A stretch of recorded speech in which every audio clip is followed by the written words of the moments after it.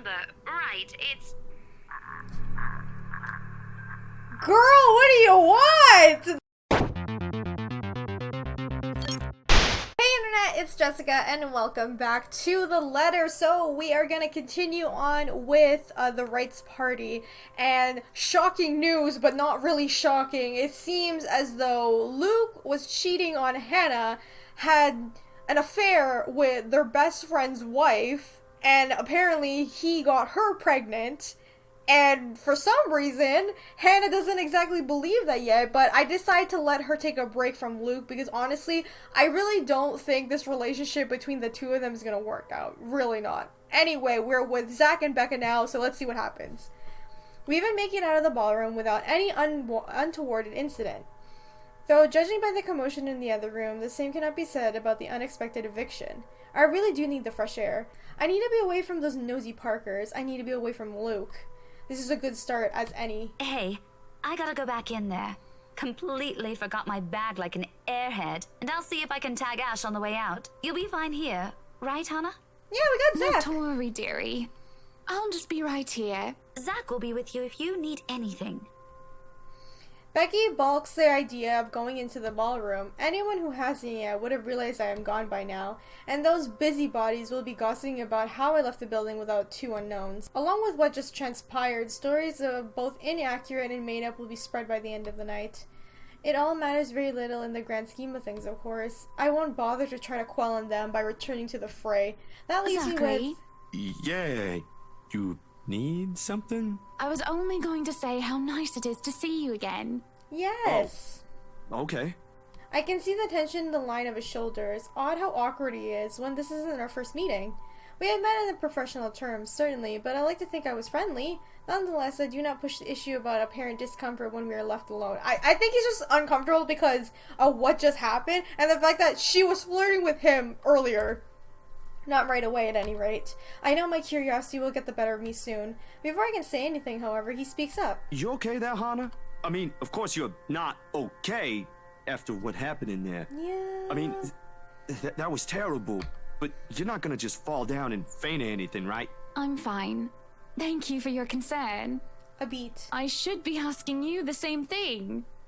I remember you being a lot more eloquent. Oh, yeah. I'm just not too good with staying too long in a crowded room. Or handling intense drama, you know. Sorry about my clothes. Didn't think there'd be a dress code. Not that I have anything that nice to wear to a shindig like this. I dig nice, small, simple parties, so this is a real doozy for me. And do you host your own nice, small, and simple parties often? Only when there's occasion, birthdays and stuff. Those are a lot more fun for me, and I can be a lot more selective about letting only the people I'm cool with attend, right? I get to pick the food, too. Of course, I make most of them myself. Of course he does. There's usually a dozen people or less, and all we really do is just hang out. Maybe do some grilling, karaoke, dancing, you know, the usual. That sounds nice. Yeah, you sure you're all right? You aren't exactly being eloquent yourself, as you put it. You must have something you want to get off your chest. I don't know, Zachary. What am I supposed to say? You can scream merde if you want. I won't snitch. That means shit in French. You want to know what I think? How I feel? I think my friend may have slept with my husband. At least, I'm pretty sure she isn't pregnant with his baby, which isn't much now, is it? My husband is a selfish, pretentious, bloody sack of shite, and you know what? I don't give a flying fuck anymore! Yes! My God! Yes, fuck Luke! Well, that ain't good.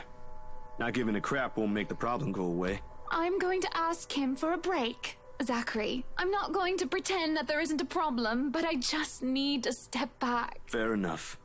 As long as you don't just up and disappear on That them, is true. That is true, though. Because, like, you can take a break, that's fine, but you do have to confront the problem regardless. Yes. Now, can we please stop talking about him? Tell me more about your small, simple parties, karaoke and dancing. How does that even go together? Simple, really. We hope Ash doesn't take the mic, put on a bit of fun music, and just dance. Not that I can. But there ain't nothing complex about it. You can't be that bad. I'm pretty good with the twist. Or that's what they tell me, at least. I think they're just being nice. I'm sure it just looks awkward. How should I respond? Prove it. At least you can cook. I mean, I don't want to make him uncomfortable and be like, hey, at least you can cook, though. Let's, like, compliment on things he's actually good at. At least you can cook. Allegedly. You still bring no proof. This party ain't exactly a potluck, is it? True, true.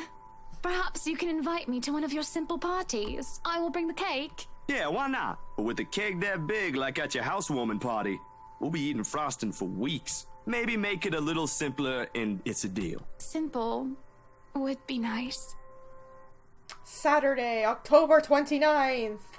I wish the same can be said about what I'm about to do. Simple isn't the adjective I will use to describe the task at hand, because really, how does one tell their husband that they want to separate, and say that no, this is not a divorce, not yet at least. The possibility is there, but still, how am I to even explain to Luke that without him throwing a fit? Cutting too deeply into my sausages, I open my mouth to excuse myself. That is, until I spy Luke mashing and stirring his poached egg with a fork like a petulant child. He has been silent all the while, chin in the air and elbow resting on the table. I worry that my absence after the debacle may have caused more harm than good. Luke, I think we need a bit of a break. You know, some time apart. At my words, he grows still and silent. I'm not quite sure whether I should be worried or not. I take it as a cue to keep talking. It's not permanent or anything like that. Just for a while. In a few days, perhaps. I was thinking I can move back into our penthouse in the meantime. But I won't be moving out right away, so that I can help settle everything here. And I haven't even thought of packing yet. And I'll want to ask Johans to assign some of our staff. Unless you want the penthouse anyway, then I'll stay here instead. No, you take the penthouse. It'll be easier for you. It isn't supposed to be easy, is it? Can you really react so aloof to it? Isn't this to your liking? I imagine that you'd like the space and independence. You'll have the bed and covers to yourself, and you can have whatever you want prepared for meals. You can even have all the wine you want, though I'd rather that you don't. This isn't about that, Hana. Well, it's partly that, but...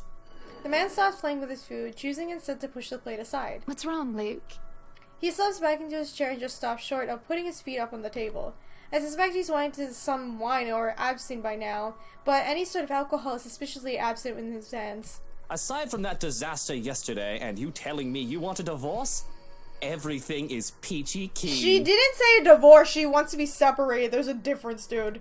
Will you want me to start in the letters then? To start the divorce settlements and whatnot? Will you be seeking ways to throw me out onto the street without a penny to my name? This guy is such a guilt tripper too, that's why I don't like him. No, Luke, this isn't a divorce.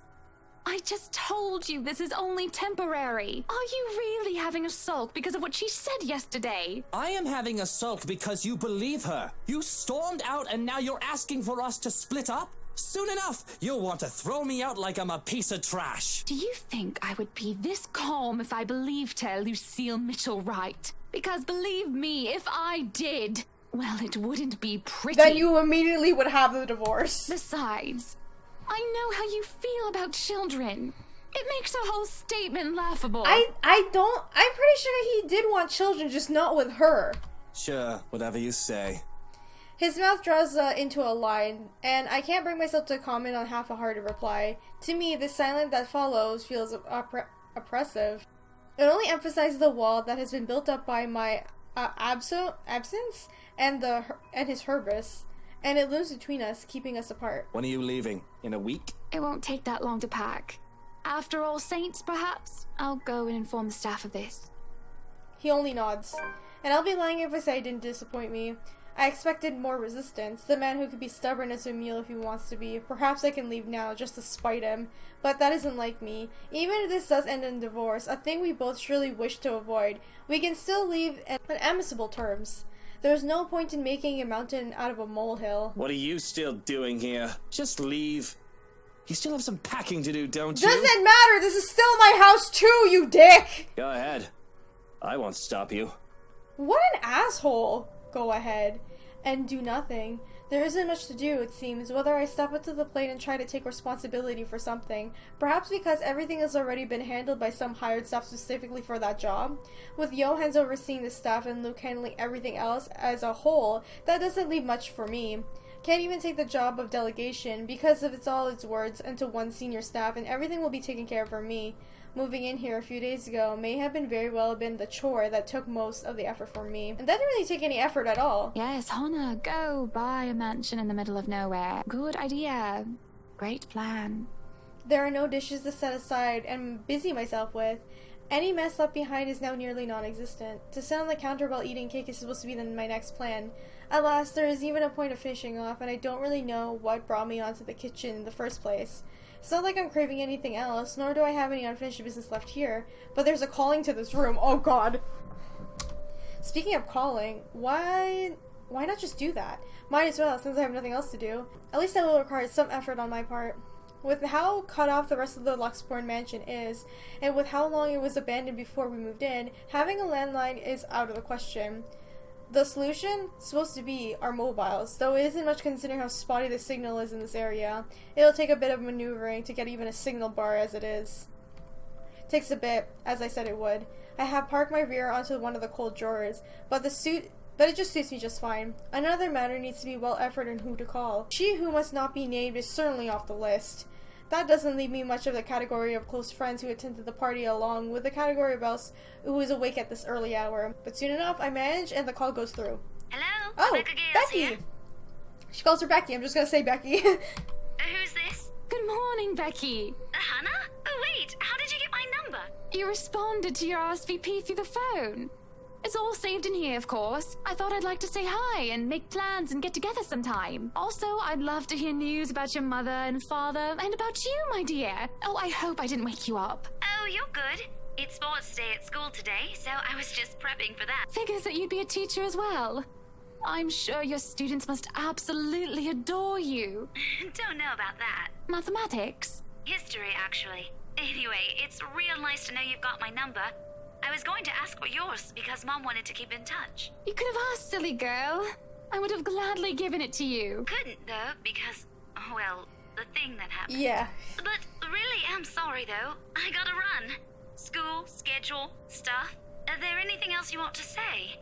Don't want to use the mobile while driving. That's good. Rebecca's responsible. Do not use your phone while you're driving, kids. Oh, of course, of course.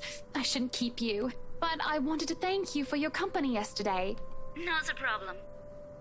I was hoping you could thank Zachary on my behalf as well. He was really kind and wonderful. Well, you can tell him that yourself if you want. I can give you his number. Okay. Oh, no, I don't want to be a bother. Intruding on his privacy. Well, that's nice of Hannah to say. Pretty sure he'd be fine with it. If you two on a first-name basis and all. So, his number, right, it's... Girl, what do you want? The call starts to go static, much to my frustration. A strange clicking noise drowns out the most of her words, too. I can barely understand what she's saying.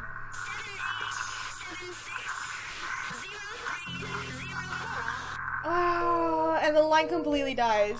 I can feel a headache coming along. It's just building up, starting from the light, throbbing into one side of my head.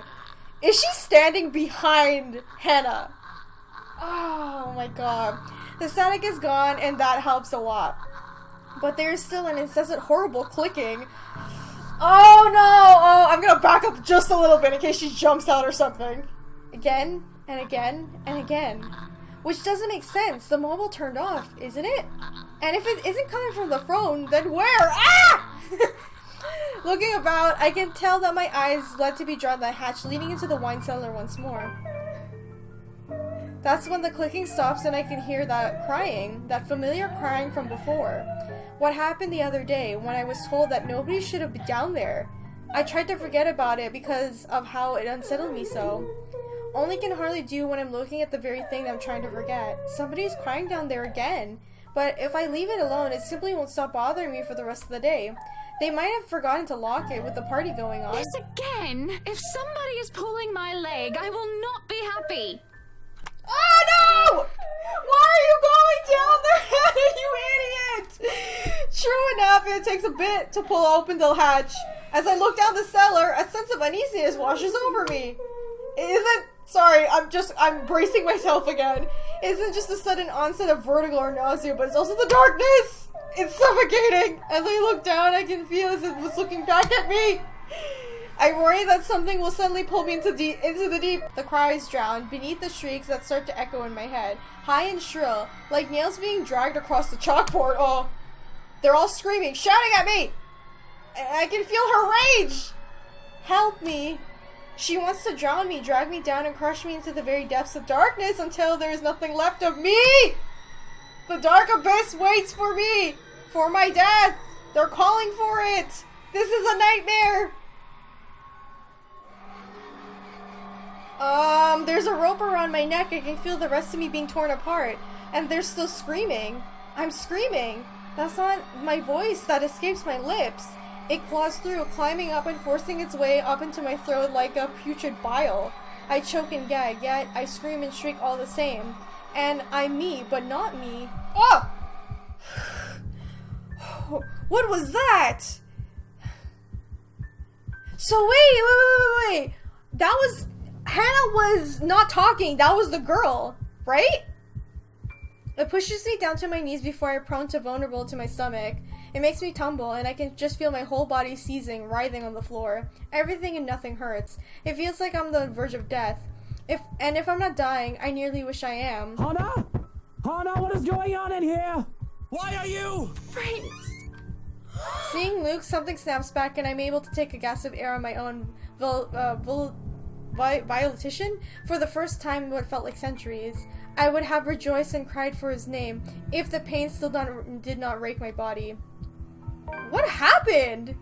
Instead, all I can do is stare listlessly as he comes to my side and lifts me up, cradling me in my arms.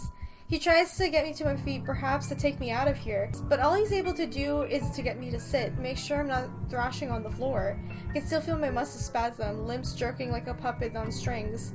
Luke holds me tight and keeps me still, so that I do not hurt myself anymore. Whatever is happening, it felt like my mind felt frayed and battered. Eventually, the pain dies down into a dull ache, and my own tongue stops feeling like cotton. It's only now that I can feel the wetness on my cheeks, tears streaking down my face. Coughing rakes my body, and now that I don't feel like choking, it's just like it feels so horrible, but I don't care. I don't care. Please. What happened here?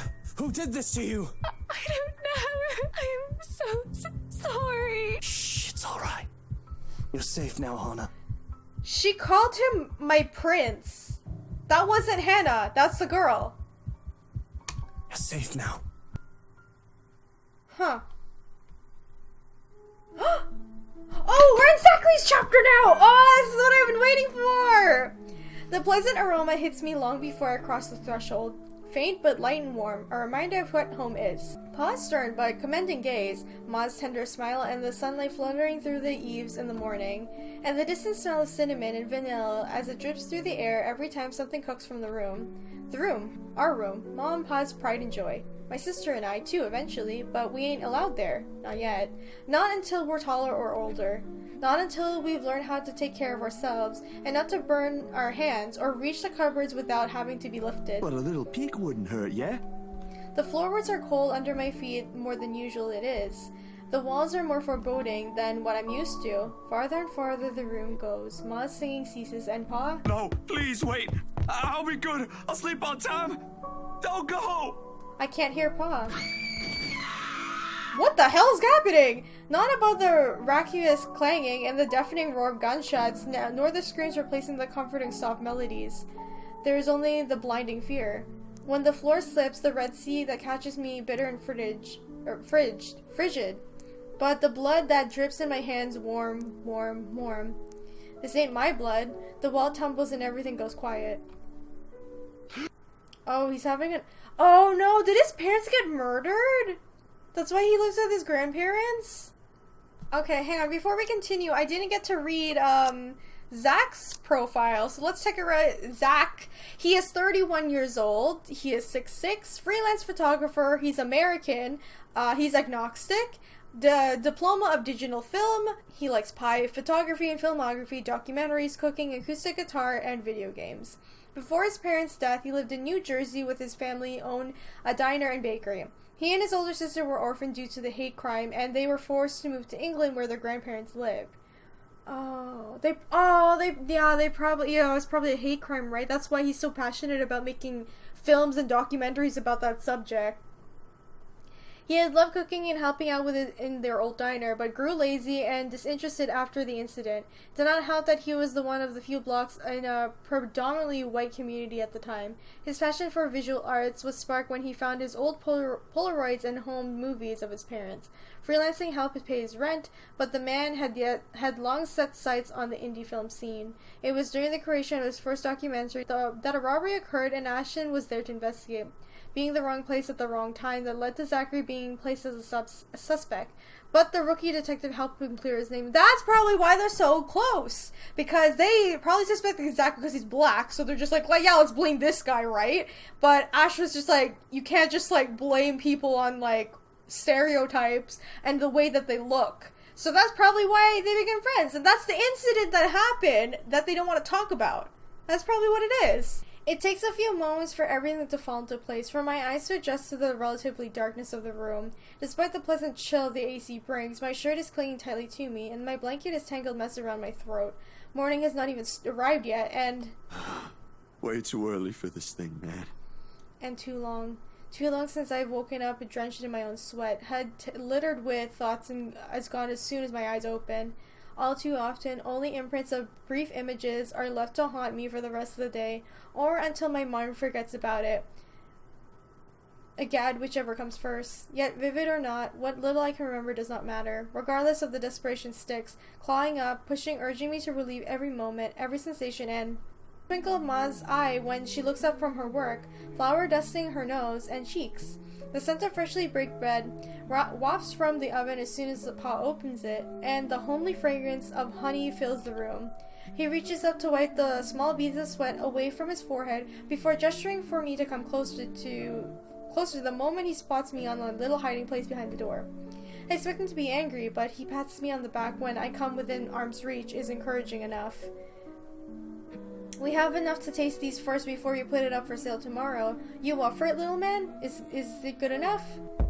A knock cuts through the air before I can answer. Sharp, heavy, demanding familiar. A so distant familiar. Ma ushers me out of the kitchen when Pa moves to answer it. But I know what waits outside.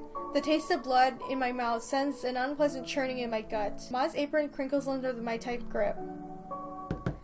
Something snaps me back into place. My bed remains in the utter disarray. The wall seems to still a new paint job, and the wall clock ticking opposite to my bed is unsettling as ever. Ash is right. I should have already replaced that when I had the chance. You're no longer there, Zachary. Here and there, miles apart. Calm down. Breathe. The pressure of my own fingers against my temple is a welcome sensation over the anxiety gripping me. It is never really anything to starve off of the headache, sure to follow after this before, but it grounds me. A little reminder that I am safe, away from the place that I once called home from Ma and Pa's. The urgency of the rap that follows finally chases away the ghost starting to hang around. While anyone thinks it's a good idea to knock at someone's door, this confuses me. Nana would have chased them all away with brooms if she was here. But no matter, it's a welcome break from the thoughts that had been morbid left festering. It's probably just Ash anyway, looking for a place to freeload, looking for a place to crash. Wonders of wonders why he's bothering with a courtesy when he never did so before. Even with that hunch though, habit compels for me to check who it is first through the people. Better than safe and sorry, they say. Except the person greets me on the other side ain't him. Unless his hair grew longer overnight and he started wearing a ponytail, of course, which I highly doubt will happen anytime soon, no matter how funny that will look in my head. Waste time opening the latch. Isabella, it's late.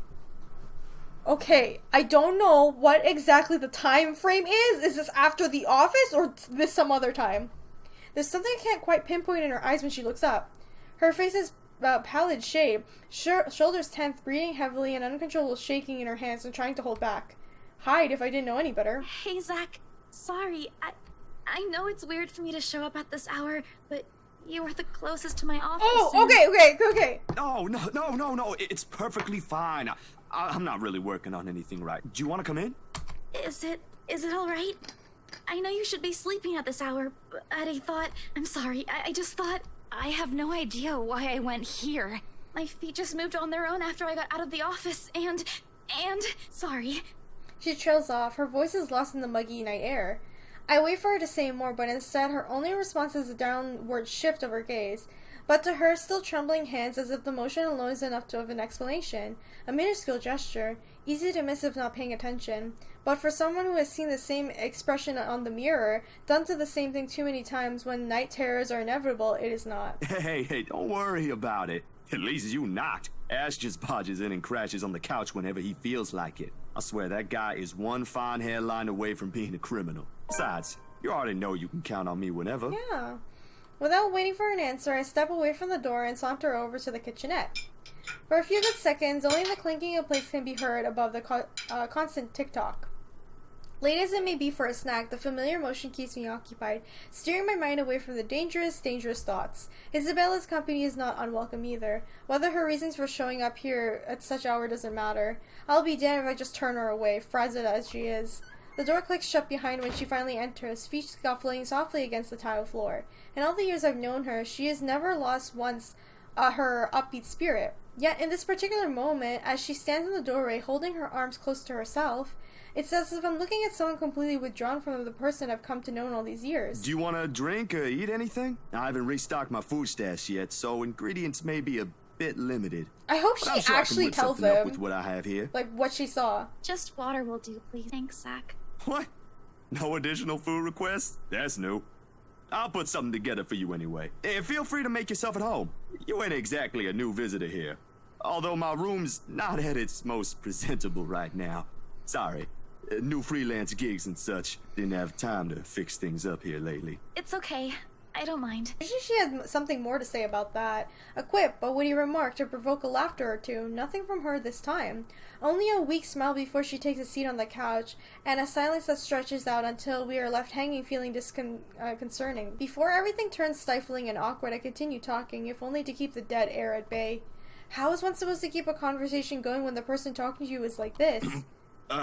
Anyway, gigs. Why don't you just be like, what's going on? You seem quiet, or whatever. Can you believe this one client we got? Boss had all my schedule shoots shifted after they caught wind of this couple buying a new property. Man, must be nice to have all the money in the world. The world itself moves for you, huh? She curled up onto one side of the couch and hugging her knees close when I bring up the tray carrying the sandwiches and the water she requested. She starts to straighten up as I unload its contents, but pauses as soon as I hold up my hand in a halting gesture. You're a guest. Didn't I say you're free to make yourself at home? Here's your water. Careful. The tremors in her hands, though lighter now, still haven't subsided when she reaches out for the glass. I give her a questioning look, but she is quick to avert her gaze, keeping herself occupied by taking small gulps of water. Or maybe she doesn't want me to ask questions. Worrying. This sudden loss for words, this bout of quiet, not normal presently in our chats. Even the creaking of the old chair when I casually take a seat is a welcome break. Although the company's familiar, this has gone way past unnerving. What happened? Overtime at work? She doesn't answer immediately. Another gulp drains the glass of its remaining contents. One would think it would be enough to help her recover, yet she doesn't lose the taut grip on that glass as she cradles it on her lap. Her eyes take an unfocused gaze when she speaks again. Yeah, boss handed me extra work today. After what happened. Just tell him! To Rose. Rose. Why do I feel like you've mentioned her before? Sorry, I'm better with remembering faces than names. She was my coworker. That will take some getting used to. I was just talking to her the other day. Was? Did she resign or something? I think I'm missing a few details. He didn't know about it. I guess he's too busy working, right? He doesn't have time to, watch TV and stuff. You've never met her. I think I did mention her once or twice. It doesn't matter. You probably heard her name recently from the news than me. Something clicks then. A little memory from the night before. The bright red light from the dark room, the strong odor of a stopped bath, the television's barely audible murmur in the background, and a glimpse of a bloody room. The news is everywhere, even in the morning that follows. I just didn't think it will take strike to someone close to me. Oh, damn. I didn't mean to bring that up. No, like I said, it'll take some getting used to, but it'll get better. I hope it will. Things might become a little busier for me, though. She left a lot of things unfinished, and I'm one of the few people in the office who knows how she works. Boss thinks the transition will be easier if I handle it. That explains it. Well, just don't forget you still need rest. Even the most hard-working people I know don't keep hours as late as this. Hell, the subway stopped running hours ago. Crime rate might be lower here than most places, but that doesn't mean you can walk around freely in the middle of the night. It's just for today. Still a good thing you dropped by here first. I'm not just about to let you walk out here alone, especially not in the middle of the night. Who knows what else could happen? I'm not saying you should go right now, but I could accompany you home if you... No! Wait, please! The vehement tension in her voice makes me pause, as in this instant the mask she's been keeping falls apart, if only for a short while. Right then and there, I understood what's hiding underneath her unfocused stare from the moment she arrived. Fear. Pure, unadulterated fear. It's disturbing to see such a marrying her usual self-upbeat Constance. With a sigh, I cross my small distance separating us and kneel in front of her. She doesn't flinch when I do so. However, the way she appears to make herself smaller against the couch is telling enough. Bella, this ain't just about your co-worker, is it? What is it really about? I'm all ears. What?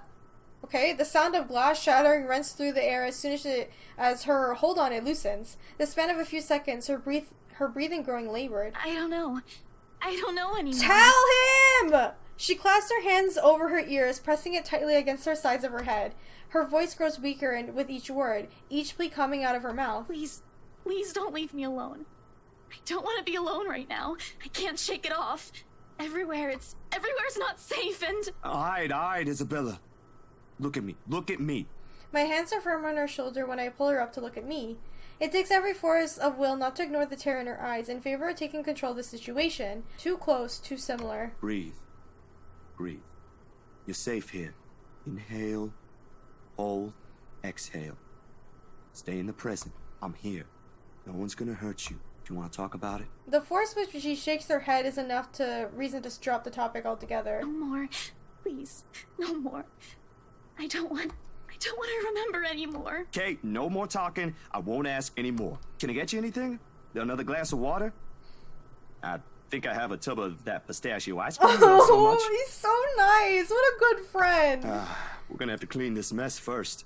Will you be fine on your own for a little while? She nods lightly before retreating to herself again.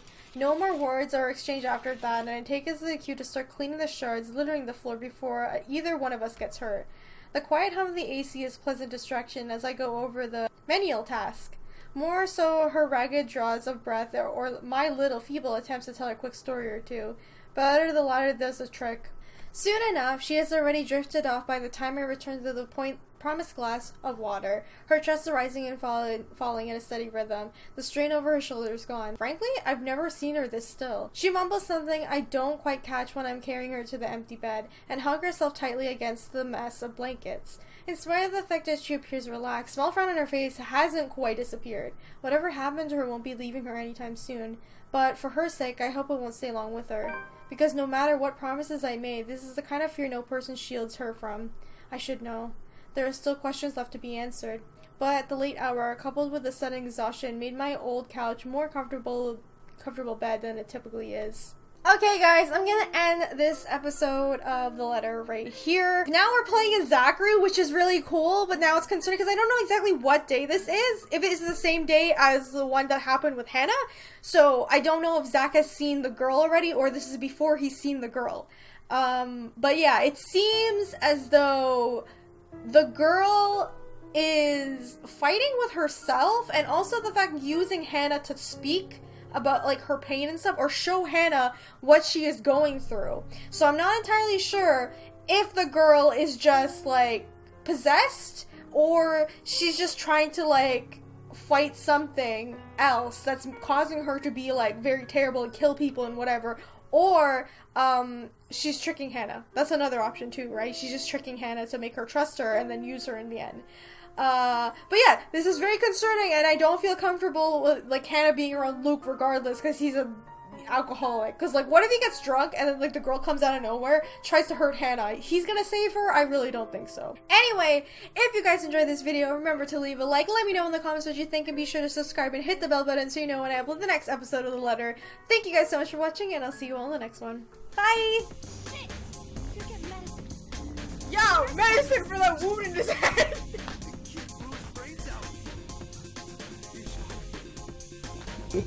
And sometimes that brings people together in a not so cute way. Here are 6 terribly awkward romances in video games. Number 6. Cole and Elsa.